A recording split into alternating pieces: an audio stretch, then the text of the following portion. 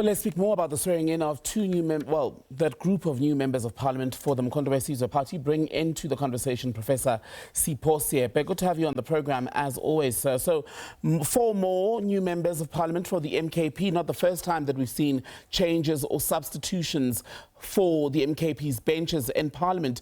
The question now, I suppose, becomes, Prof, whether this is the group that will finally bring about a degree of stability. Well, it's very difficult to even make that prediction. The MK party has had a lot of changes in terms of its own leadership.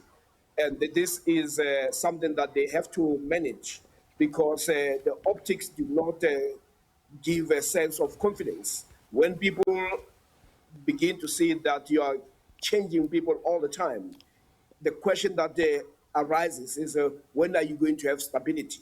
Because the organization should be more focused in terms of the mandate that it was given by the people than for it to be embroiled in these changes. And I do think that the President Zuma has been one person whose strength has been never to be pushed by public opinion.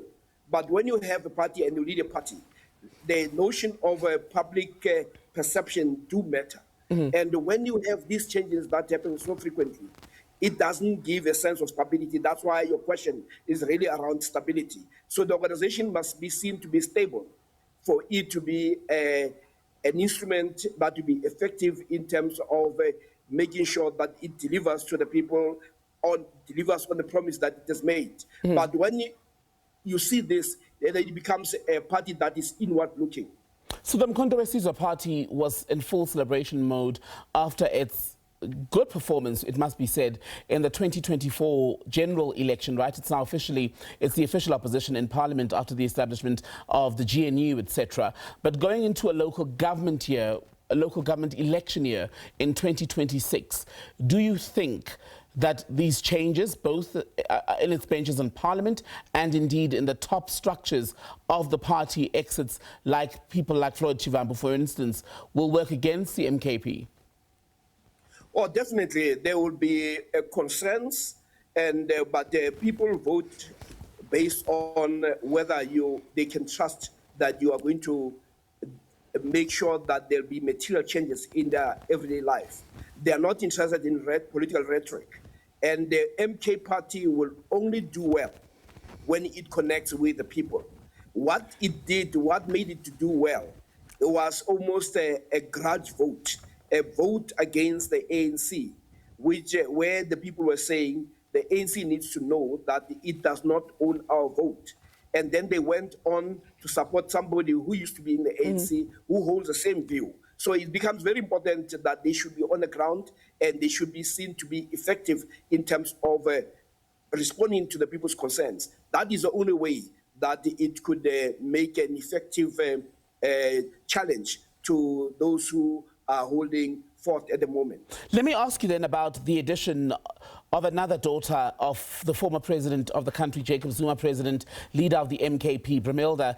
Among the MPs sworn in today, her sister, Duduzile Zuma Sambutla, had to leave her seat in parliament after accusations that she was involved in what some would term the trafficking of South Africans to go fight in the war in Russia. Why are the fortunes of the MKP seemingly so closely tied to the Zuma family? Is it now one and the same? Has it become a family business? And if so, is that wise in the current political terrain? This is why my earlier comment was that public perceptions matter.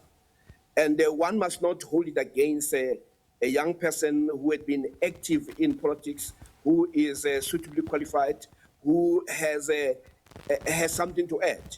But the party needs to also understand that from where the people sit, they may not have privy to that view, or that history or of activism.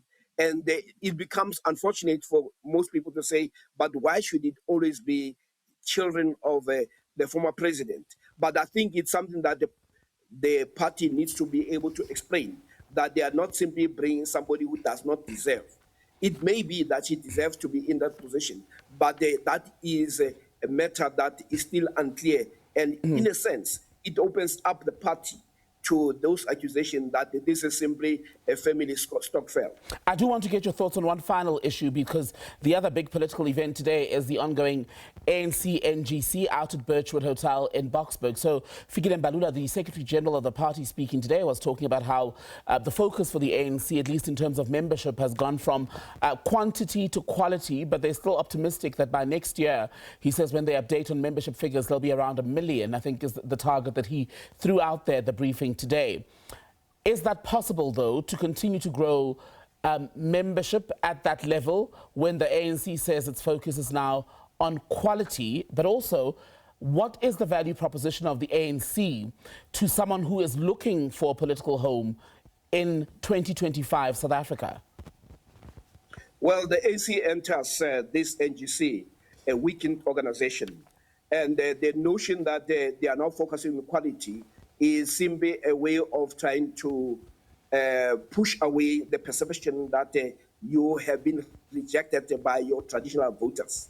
And yes, of course, it's important that the party must focus on the issue of quality.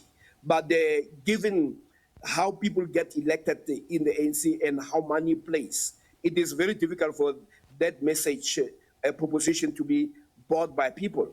And secondly, the people that he's talking about, most of them are the people who are already in municipalities. And one must also remember that it was the president of the ANC that spoke about the quality of its members who are at municipalities where the notion of service delivery is actually felt.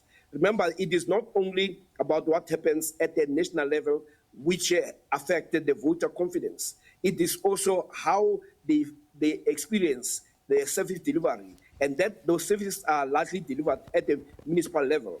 President Ramaphosa himself had said that when it comes to financial performance, the most weak or municipalities that are under financial stress are the municipalities that are under the ANC. So you are not going to suddenly microwave quality that you did not have.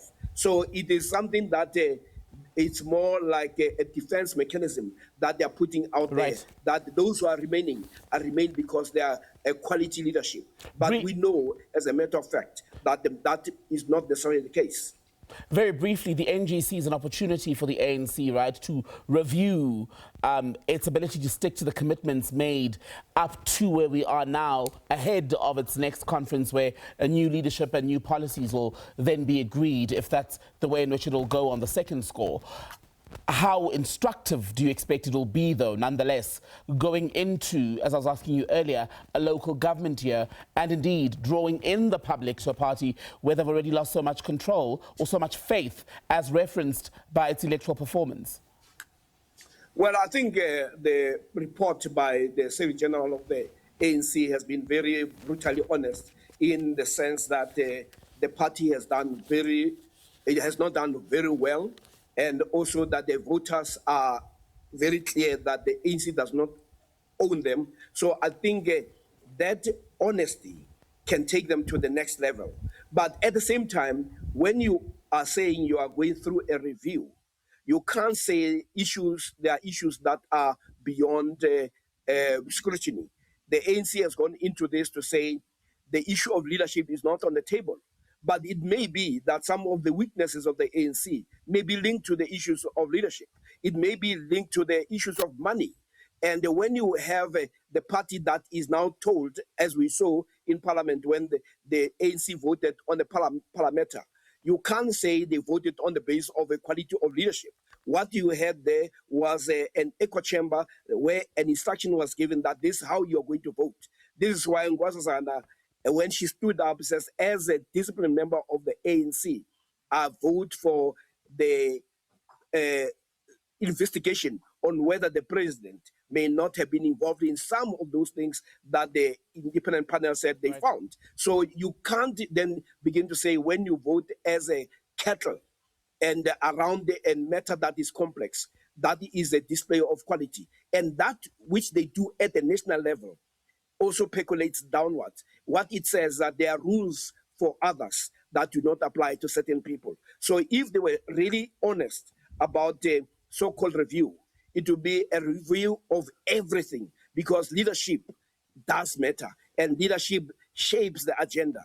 And at the moment, the ANC is not doing well. And even after the G20, you have to look at the outcomes of by-elections. Right. The ANC has suffered major losses. Professor Sipho Seepe, always a pleasure to talk to you. Thank you so much for being on the SABC this evening.